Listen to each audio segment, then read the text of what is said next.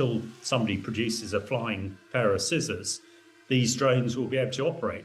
It seems like a retrograde step to me. To have gone as far as fitting a fibre optic cable to a drone means that you've got a really massive problem controlling the drone conventionally through the electromagnetic spectrum.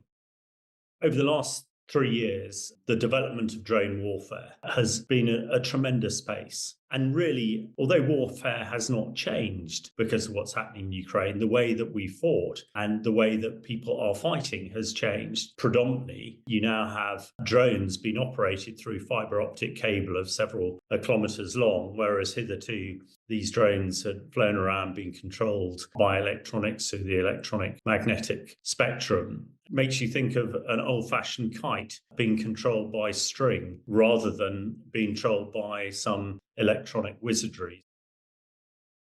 If you have a fibre optic cable, it weighs something, and you've got a tiny drone, it means that the endurance of that drone, because it's driven by a battery, will be a lot less. When we see these drones flying into vehicles and around trenches and dugouts, if you've got a piece of string in effect, that is going to be more difficult. So I think the main thing is it's going to make them less capable and less endurance. And, that is probably a good thing if that's what your enemy has to do and is going to affect you. But I would be surprised if these aren't countered fairly quickly. And of course, it also gives the defender something to think about.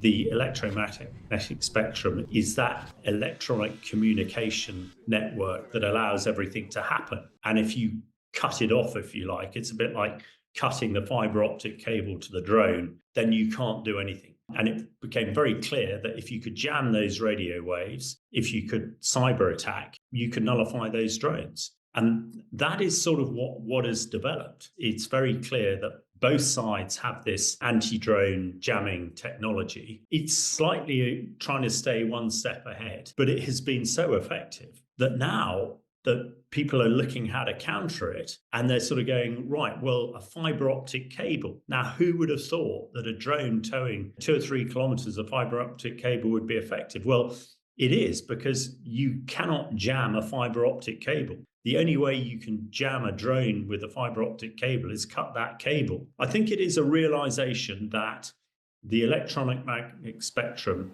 has been compromised by cyber warfare.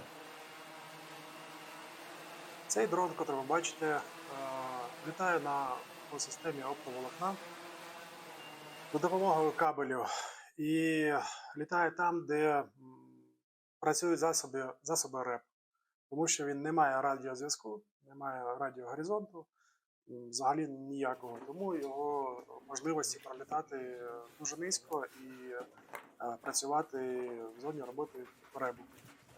Ну так. На мою думку, зараз використовується порядка 3% дронів на оптоволокні.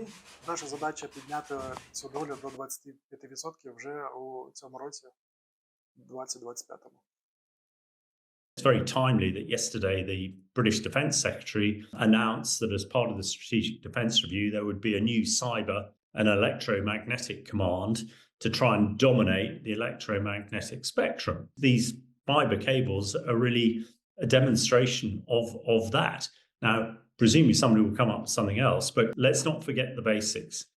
We have spoken before about tank warfare in Ukraine, and have spoken about how tanks have been very much diminished in their capability because you've got these 500-pound drones dropping hand grenades through hatches and destroying a £5 million tank.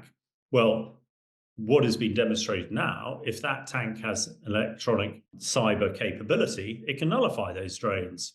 And on the other side of it, you can fire as much electronics as you like at a rumbling 60-ton tank, and it's a tank, it's got an engine, it's got a gun. There's not a lot of electronics in there.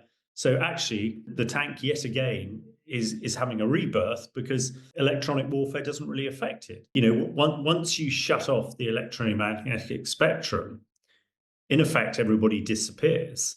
And you have to go back to old-fashioned methods of binoculars and surveillance helicopters type of thing. In the army, we call it the Mark I eyeball.